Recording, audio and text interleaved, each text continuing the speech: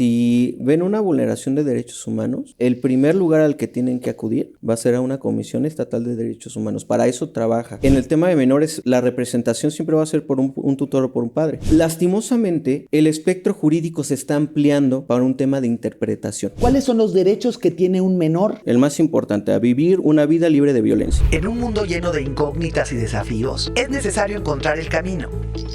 Es por eso que estoy iniciando con un nuevo viaje junto a personas comunes con historias extraordinarias. Y ahora, ¿cómo se le hace? Es más que un podcast.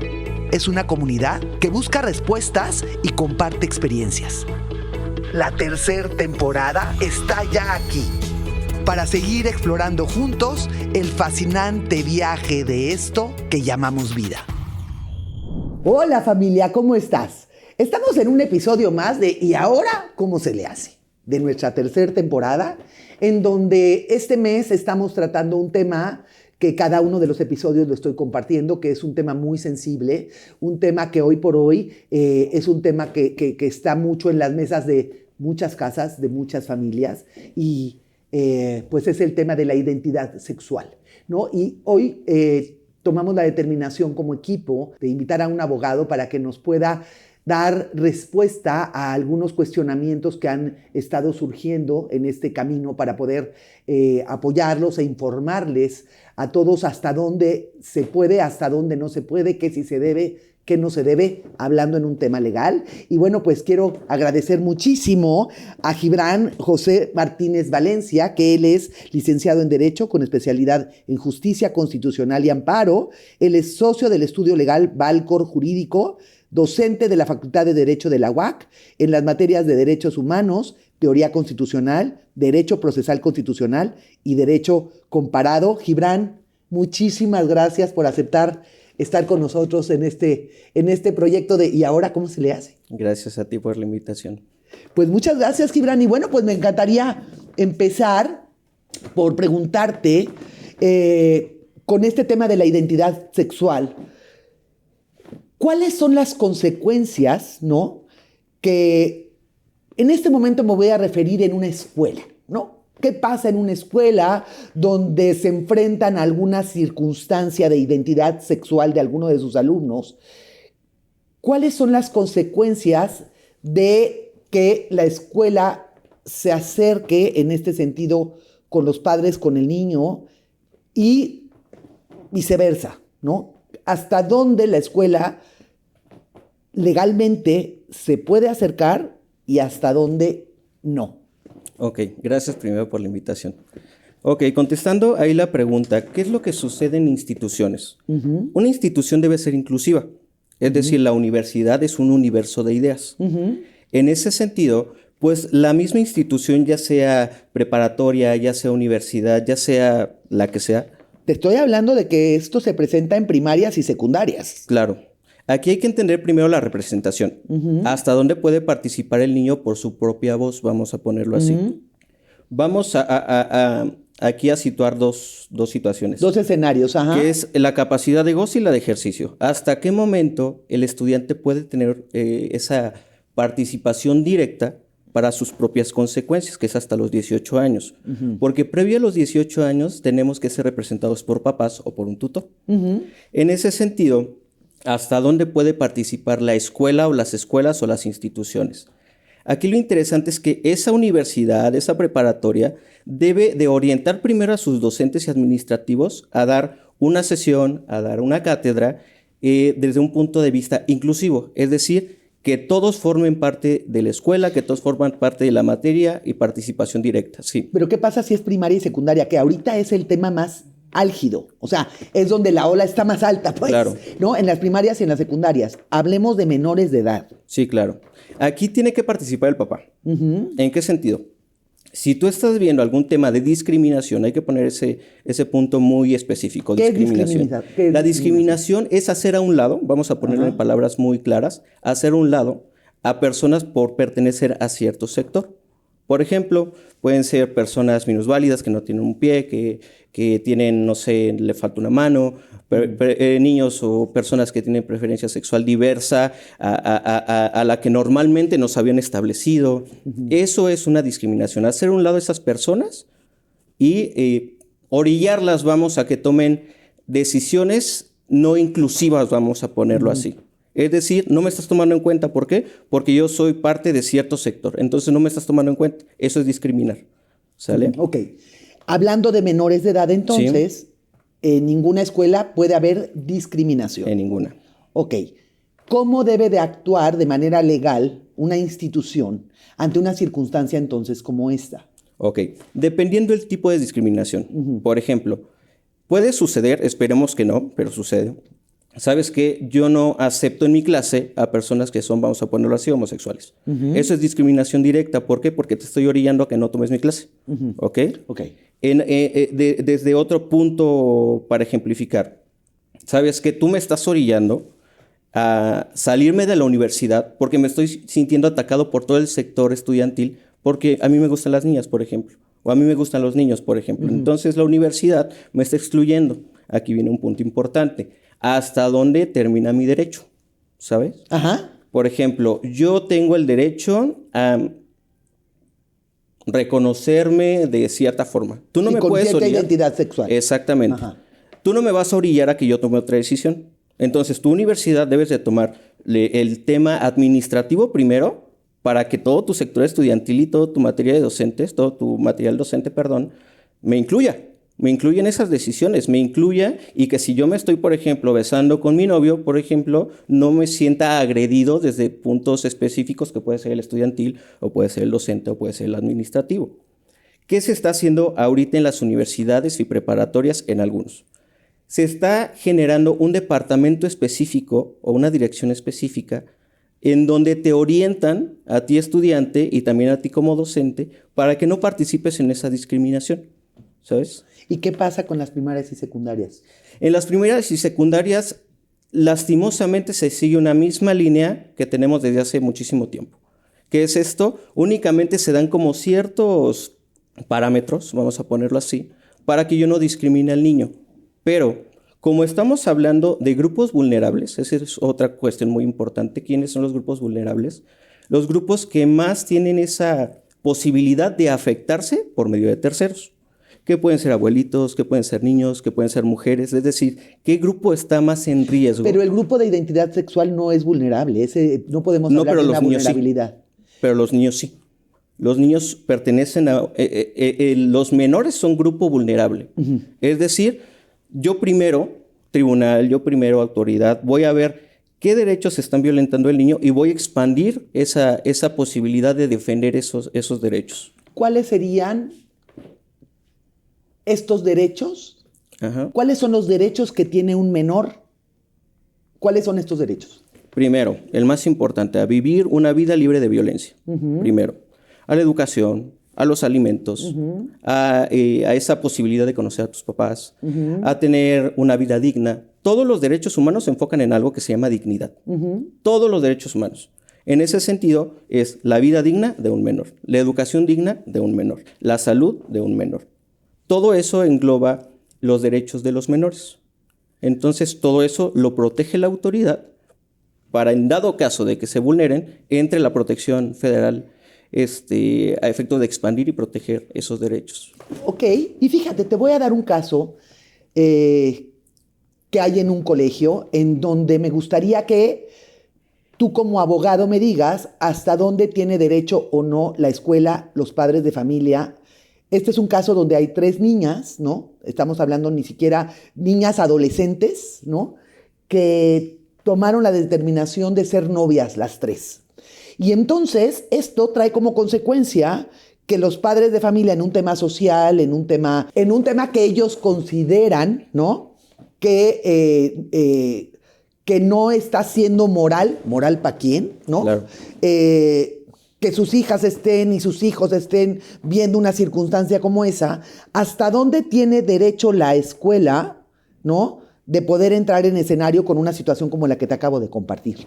Ok, la escuela tiene que tomar cartas en el asunto para efecto primero de evitar la discriminación. Volvemos al mismo punto, la discriminación. Sí. En ese sentido, ¿hasta dónde puede participar la escuela? Aquí es interesante porque estás hablando de cierto sector en donde están de acuerdo y otro que no. Estamos hablando, por ejemplo, en este caso específico de 3 niñas. Ajá. Entonces, ¿qué se hace? Hay un ejercicio de ponderación. ¿Qué derecho pesa más? ¿El derecho de, no sé, 500 alumnos, vamos a ponerlo así, o el derecho de las niñas a un desarrollo libre de personalidad, que son 3? Entonces, la institución tiene que ponderar qué es más importante y qué es menos importante, o no menos importante, sino a qué le debe de dar más prioridad, vamos a ponerlo así. ¿Hasta dónde puede llegar las tres chicas que tienen esa relación? Si existe un tema de discriminación, otra vez, discriminación siempre, puede acudir a la Comisión Estatal de Derechos Humanos. Las niñas. Las niñas. Porque, ¿cuál es la consecuencia de que a mí me estén discriminando? Voy a la Comisión Estatal de Derechos Humanos y digo, a ver, la escuela me está discriminando y me está orillando. ¿Por qué? Porque no acepta mis preferencias, porque no acepta cómo soy. En ese sentido, por favor, emite una recomendación para que la escuela tome cartas en el asunto y tenga que realizar, o bueno, más bien que realice las actividades necesarias para que no me discrimine a mí. ¿Cuáles serían esas actividades? Ya serían cursos, capacitación, podría ser alguna directriz directamente encaminada al tema de no discriminación, de poder incluir, de poder hacerles saber a los alumnos que no está mal lo que está sucediendo. El tema de las recomendaciones es que no son obligatorias. Aquí es otro, vamos a ponerlo punto y aparte. Lo que dice la comisión es, a ver, yo escuela te voy a dar una recomendación. Es decir, te voy a recomendar que hagas esto, esto, esto y esto y esto, para efecto de que no estés discriminando. Pero tienes que dejar a las niñas en el colegio. Por supuesto. Eso no es opcional. No, por supuesto. Okay. Se tienen que quedar las niñas. Ok. Porque la educación, incluso la Constitución así lo establece, debe ser libre, gratuita, debe ser incluyente. Ya hay protocolos específicos en donde dice la Corte, a ver, tú no puedes sacar a un niño o no puedes sacar a una persona de una escuela porque tenga una personalidad diferente a la que tú estás fomentando, ¿no? En ese sentido, el ideal y lo que se tiene que hacer por parte de la institución es mantener a las niñas y capacitar a todos los demás para entender que no está mal lo que está sucediendo. Al contrario, que es una escuela desactualizada, vamos a ponerlo así, y que al final del día los padres están participando de más en un plan educativo. No sé si me doy a entender con esa parte. Es decir, incluirlos y decirle, está mal cómo está pensando el niño porque está discriminando. Entonces nadie puede discriminar, ni por temas de género, ni por temas económicos, nada. Y aquí, ¿cómo manejas, no, a los 500 papás, o la cantidad que sea, pues, pero a los padres de familia que dicen, oye, es que yo no estoy de acuerdo que eso suceda, ¿no? Porque en un tema moral está afectando o entrando en escenarios con mis hijos en donde pues yo puedo entender que se respete el asunto, pero ¿por qué no respetan también la forma de pensar de los padres de familia? ¿Qué pasa con eso? Porque de ambos lados entonces claro, estamos hablando de discriminación. Sí, por supuesto. Porque entonces hay una afectación para los padres, ¿no? Que están hablando de un tema de moral. Claro. Y por otro lado está el respeto que tienen que tener a las niñas porque no se vale discriminar. Es que ahí hay otro tema importante. Uh-huh. En este tema específico yo solo veo discriminación de un lado. Uh-huh. ¿Por qué? Porque el otro sector no lo está discriminando, al contrario, él es el que discrimina. Para que haya una persona discriminada, debe haber un sector que está discriminando. Okay. En ese sentido, yo no veo que haya discriminación por ambos lados. Okay. ¿Por qué? Okay. Porque no estamos orillando a los papás o a los niños que son hijos de esos papás con esas ideas a que tomen cierta decisión o excluirlos, como pudiéramos considerarlo con las 3 niñas. ¿Por qué? Porque al final del día, ¿cuál es el objetivo por parte de los padres? Que saquen a las niñas o que no hagan esas actividades, ¿no? Ajá, entonces, yo veo un sector nada más en donde se está discriminando. ¿Qué tema me parece importante ahí por parte de la escuela? La escuela también tiene esa opción de, ver, no soy la única institución educativa en donde tus hijos pueden participar. Tú tienes la elección. Pero yo no puedo discriminar a estas 3 niñas por tener una personalidad diferente a la que tú estás compartiendo. Tú tienes más posibilidades de elección. Sin embargo, las niñas yo no puedo correrlas por el hecho de que a ti, padre de familia, no te guste. Al contrario, yo tengo que incluirlas más en este plan, yo tengo que incluirlas más en este programa para efecto de que los niños sepan de que no es lo correcto orillar ni lo correcto ni lo incorrecto. O sea, más bien claro, que no podrías ponerle un juicio. ¿Estás de acuerdo? Por supuesto. Ok, aquí entonces, fíjate, qué interesante, porque entonces efectivamente la escuela no tiene facultad de entrar en escenarios más que en capacitar a los padres de familia y a los alumnos en tener esta diversidad, claro, y poder entender, ¿no?, que el mundo, esto es el mundo, claro, ¿no? Esto es el mundo y cómo empiezo a prepararlo, ¿no? Claro. Desde niños y desde adolescentes, porque precisamente yo creo que el estar tocando estos temas ya con nombre y apellido, ¿no?, en donde dices, ya estoy hablando de una identidad sexual en donde yo defino X, Y o Z situación. Claro. Pero hoy por hoy creo que hay una confusión muy importante por parte de los padres de familia, también creo que por parte de los colegios, en donde estamos empezando, a enfrentar esto con mucho más apertura. Claro. ¿No? Entonces, aquí el cuestionamiento era precisamente ese. ¿Cuáles son los alcances? O sea, tú no puedes invadir la decisión, o sea, tú no puedes discriminar bajo ninguna circunstancia. Esta es la respuesta correcta, punto. Exacto. No puede haber una discriminación por tema de nada. Nada. Ajá. Aquí el tema también son derechos humanos. Derechos humanos, todas las personas, por el simple hecho de ser personas, tienen derechos humanos. Y dentro de esos derechos humanos está la no discriminación. Entonces, yo no puedo, en ninguna institución, en ningún organismo, yo no puedo decirte que no por un tema de género, por un tema de que traigas tatuajes, por ejemplo, por un tema de que no tengas una mano. No te puedo discriminar, al contrario, yo tengo que incluirte en ese plan. ¿Por qué? Porque lo ideal como Estado mexicano es que no haya ningún tema de discriminación. Ahora, ¿qué sucede también con estas instituciones que empiezan a tener estos tintes discriminatorios? Las sanciones pueden ser incluso hasta suspender las actividades del colegio. Esa es la pregunta que te iba a hacer. O sea, ¿qué consecuencias tiene si nada más te están dando una recomendación, pero la escuela decide no llevar a cabo esas recomendaciones? ¿Cuáles son las consecuencias legales? Las consecuencias pueden ser desde una suspensión por parte del director, por parte del rector, por ejemplo, cuando son temas de derechos humanos. Uh-huh. Volvemos a lo mismo, son temas de recomendación. Lastimosamente, los derechos humanos, por lo menos a nivel estatal, o por lo menos a nivel federal, vamos a ponerlo, no son temas obligatorios. Lastimosamente no puede ser que la comisión llegue y te diga, ¿sabes que yo traigo una orden? Y cierras. No, al final del día es una recomendación. Yo te recomiendo. Pero entonces no hay consecuencias legales reales. O sea, ¿no me pueden cerrar la escuela si yo no llevo a cabo las recomendaciones? Ojo, aquí hay otra situación. Tenemos que ver el tema administrativo. Ajá. Por ejemplo, UCEBEC, vamos a poner ¿Sí? a ejemplificar. Sí. UCEBEC, ¿sabes que tu escuela o la escuela en donde mi hijo es parte está teniendo tintes de discriminación? Atiéndelo. Por tema de derechos humanos, atiéndelo. ¿Sí? Si no lo atiende, entonces vamos a ver las consecuencias administrativas que maneja UCEBEC. Por ejemplo, si tú estás discriminando a estas 3 chicas, no estás permitiendo el acceso a clases, no estás realizando actividades tendientes a la inclusión, perfecto, entonces te suspendo de tus actividades y voy a poner a otra persona que sí entienda la dinámica de la inclusión. Hoy en día no podemos entender una institución. Pero entonces que no la consecuencia es a la persona, no a la institución. No, al cargo, no a la persona. Al cargo. Al cargo, ok, sí, claro. Es al cargo. Claro.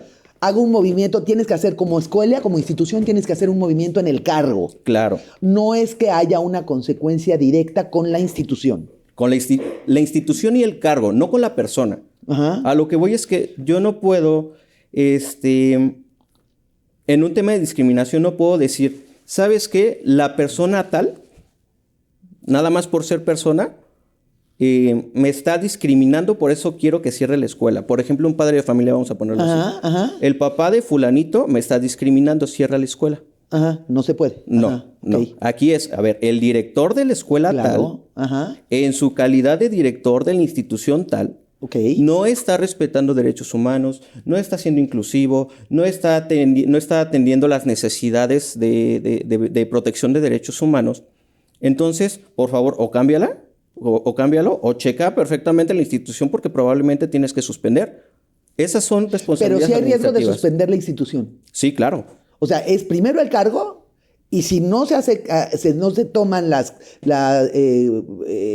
medidas prudentes, claro, entonces nos vamos contra la institución. Sí, eso por supuesto, claro. Eso sí puede pasar. Por supuesto que sí. ¿Qué pasa ahora entonces también con estos padres de familia? ¿Los padres de familia tienen alguna consecuencia legal en caso de que entren en un proceso de presión ante la institución?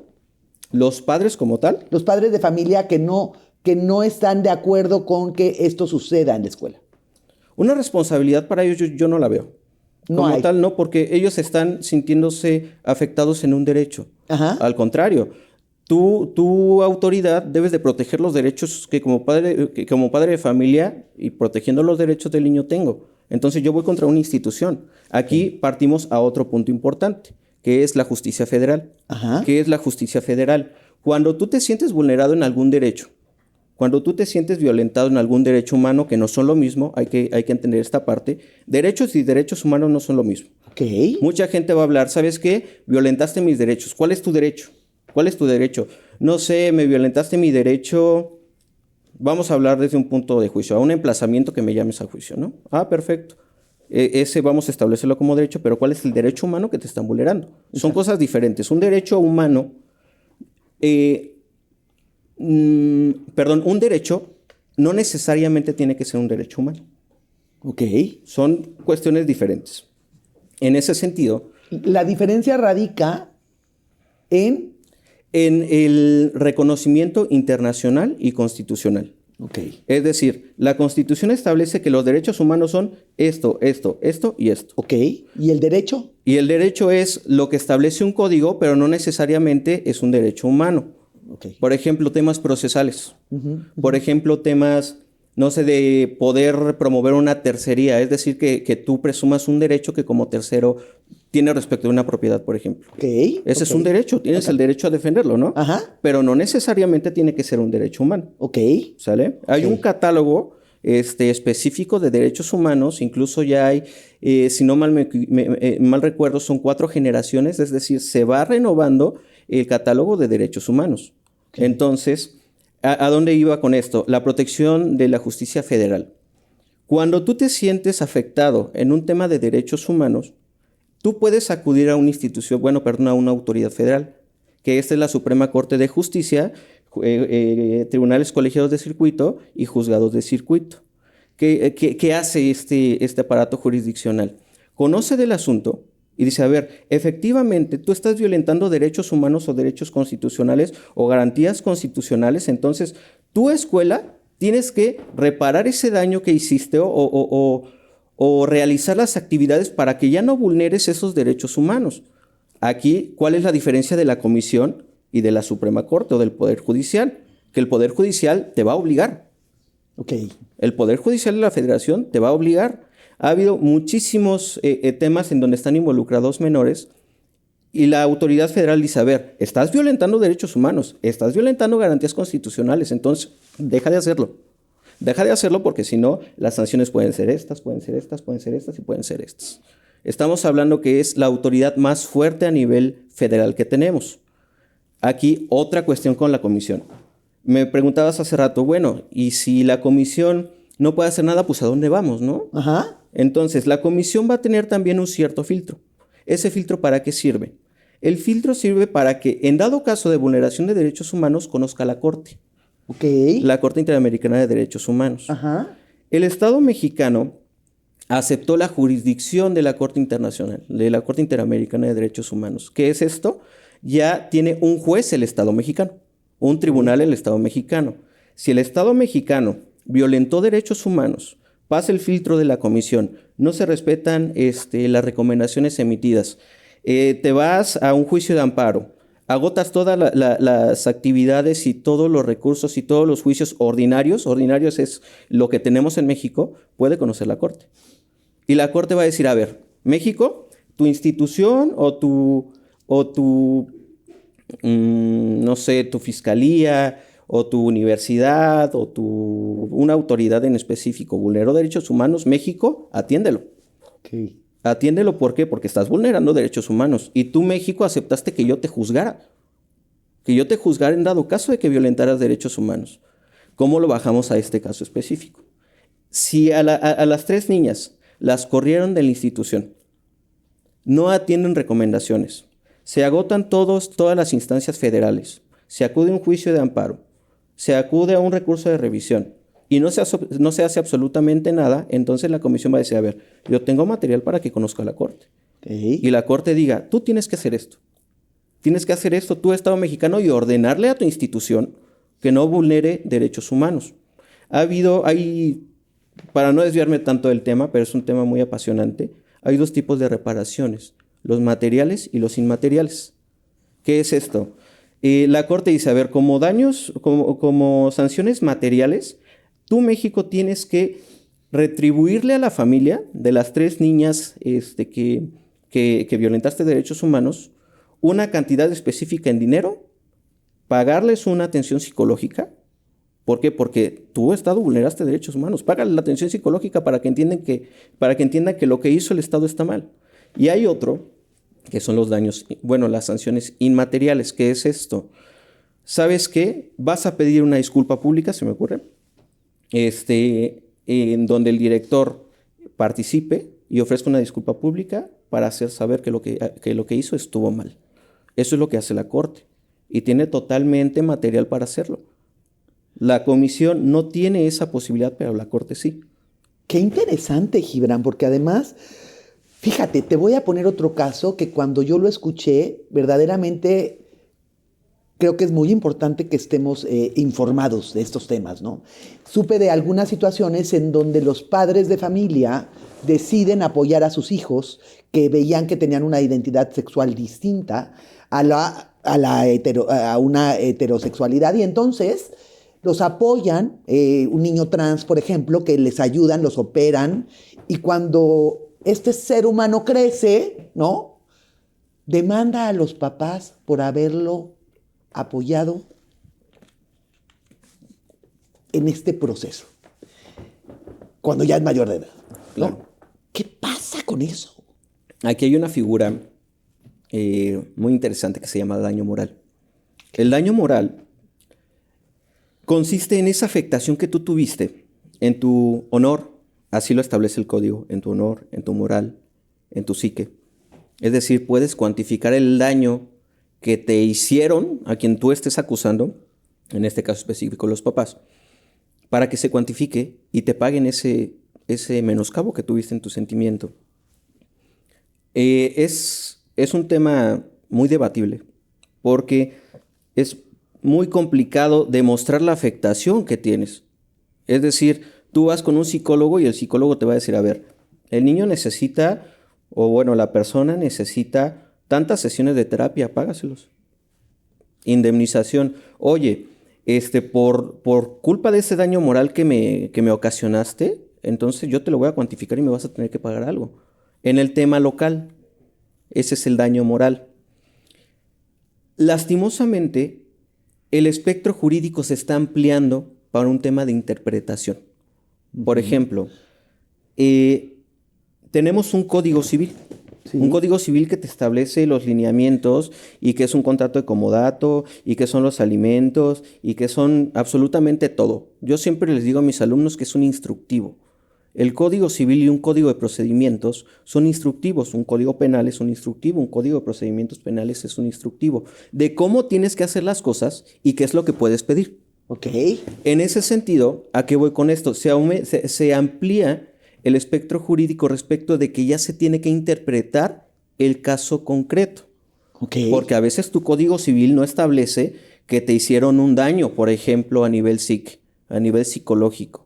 Pero entonces, como no lo establece, lo tiene que interpretar un juzgado, lo tiene que interpretar un tribunal, lo tiene que interpretar la Suprema Corte de Justicia. ¿Y qué haces con estas lagunas que hoy existen todavía? Interpretación.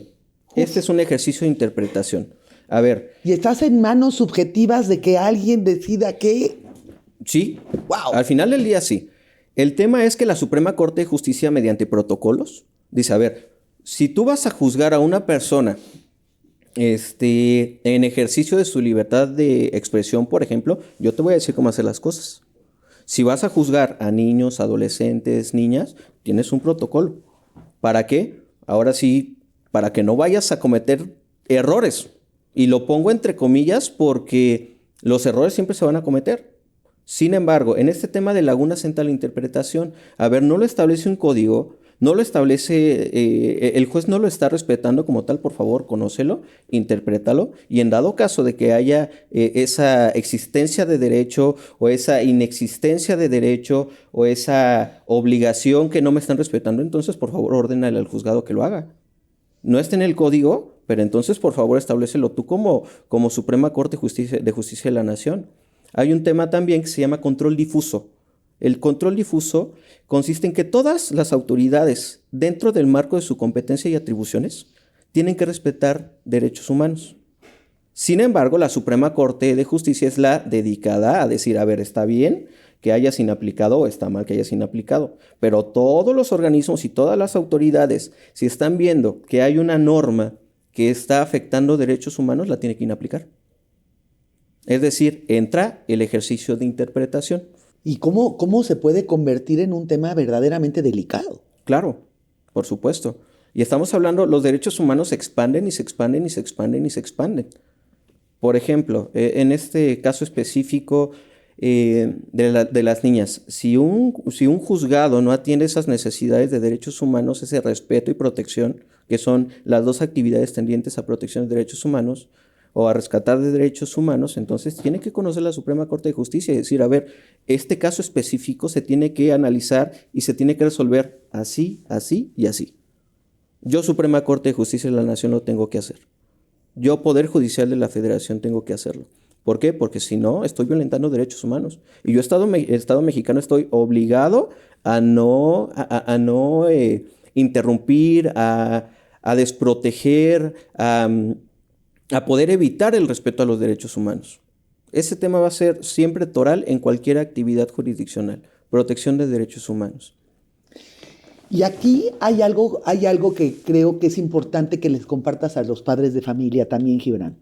Tengo un hijo que está en un tema que es trans, ¿no? Que es transexual, y entonces los padres de manera legal lo que tienen que hacer en la infancia y en la adolescencia es simplemente respetar, acompañar. Claro. Nada más. Cuando es tema de menores, sí. Digo, al final del día las obligaciones y las consecuencias como padre son muy fuertes. Desde una pérdida de la patria potestad hasta que el menor puede institucionalizarse tal vez con el IF, la pérdida de custodia. O sea, esas son las consecuencias. Sin embargo, en el tema de menores, la representación siempre va a ser por un tutor o por un padre, siempre. Entonces, sí. No puedes, el menor no puede acudir a una autoridad federal nada más porque él quiere, vamos a ponerlo así. Ok. Tiene que acudir por medio de la representación de sus padres. ¿Qué es lo que tiene que hacer si hay algún caso específico que tenga que tener con un niño? Acudir con el papá. Eso es lo que tendría que hacer. Si ven vulneración de derechos humanos, yo, Gibran José Martínez Valencia, en representación de el menor, ajá, te pido por favor que respete, no sé, que ordenes a esta institución, respete derechos humanos y en dado caso de que las niñas, por ejemplo, las corrieran de la institución, por favor, reinstálalas. Ok. Pues la verdad es que sí es un tema que creo que el que informemos a la gente le va a dar como, pues, este soporte, ¿no? De poder convivir ya con algo que es un tema tangible, que es una realidad, que cada día es más abierto y que el tema de poder tener esta inclusión con, claro, con todo lo que día a día se va abriendo en el mundo, bueno, pues es para las escuelas, es para los padres de familia, es por eso trascendental el tema de la comunicación con nuestros hijos y de nuestros hijos con los padres, claro, ¿no? Y bueno, pues creo que estas respuestas que tú nos has dado el día de hoy, Gibran, van a dar como mucha luz en una cuestión legal que creo que es un tema que sí tenemos que prepararnos y que tú nos estés ayudando a tener estas respuestas ha sido pues muy importante y muy interesante para toda la audiencia que nos está escuchando de Y Ahora Cómo Se Le Hace. Aquí, como resumen, si ustedes ven, padres de familia, ciudadanos, si ven una vulneración de derechos humanos, el primer lugar al que tienen que acudir va a ser a una Comisión Estatal de Derechos Humanos. Para eso trabaja, para eso está creada. Ahorita, si no mal recuerdo, está el doctor Rascado en la comisión, persona... Que le mando muchísimos saludos, por una cierto. persona que Sí. desde la licenciatura súper admirable y conocedor del tema, entonces que acudan a esa comisión. A veces las instituciones y las autoridades, por cargas de trabajo, Ujú. evitan conocer de ciertos temas. Fiscalías, por ejemplo, me ha tocado violencia intrafamiliar, familiar, me ha tocado temas de menores en donde no quieren iniciar las carpetas de investigación. Entonces, la forma de apoyarse es acudir a una Comisión Estatal de Derechos Humanos que vea esa posibilidad de participar y de recomendar, porque al final el día es la institución, es la finalidad de la institución, proteger derechos humanos. Y en dado caso de que pasen estos filtros, que conozca la Corte, que conozca la Suprema Corte de Justicia de la Nación, para efecto de tener una vida digna. Todo versa sobre la dignidad, sobre eso versan los derechos humanos, sobre dignidad, en cualquier sector. En cualquier sector, En cualquier efectivamente. sector. Oye, Gibran, ¿y si alguno de nuestros invitados, y más bien de la audiencia, tuviera alguna duda, ¿hay algún lugar donde pudiéramos contactarte, alguna página, alguna plataforma? Sí, por supuesto. Tenemos página de Facebook y tenemos página de Instagram, Ajá. que es Valcor Jurídico, Ok. o el teléfono, no sé. También, claro. Es claro. 44 24 25 94 66. Ahí podemos atender. En el estudio, bueno, nosotros creamos ese estudio jurídico. Tratamos, en medida de lo posible, de ponernos en los zapatos, porque siempre va a ser imposible ponernos en los zapatos de los demás, ¿no? Pero tenemos una nueva visión como abogados, yo creo que toda mi generación, de quitar ese paradigma, esa idea del abogado que en vez de ser una solución, sea un problema más, ¿sabes? Claro, O claro. sea, Ya, qué bien, ¿eh? Qué buena reflexión, cierto. sí, porque al final del día los abogados debemos de ser un mecanismo para poder solucionar un conflicto. Claro, claro. Y no un conflicto que te genere otro conflicto. Exacto. Entonces, tenemos ahí varias áreas en donde podemos trabajar, cada uno especializado en su área. Entonces, con todo gusto ahí podemos atenderlo y pues muchísimas gracias. Muchas gracias, Gibran. Y muchas gracias a todos. Esperemos que con esta entrevista que nos dio Gibran el día de hoy demos respuesta a muchas de sus preguntas. No nada más en un tema de institución educativa, sino como padres de familia. Hoy por hoy lo que tenemos que hacer es respetar. El tema de la moralidad hoy por hoy también es un tema en donde va a depender de cada una de las personas y no podemos discriminar de ninguna manera ni a un niño, ni a un adolescente, ni a un adulto. Hoy es lo que vivimos, con lo que estamos envolviendo nuestro mundo, y mientras más información tengamos para poder convivir, compartir y ser empáticos con cada una de las situaciones, esta es la finalidad de poder tener entrevistas como la de hoy con Gibran. Gibran, muchísimas gracias por darte el tiempo de platicar con nuestro auditorio. Muchísimas gracias a ti.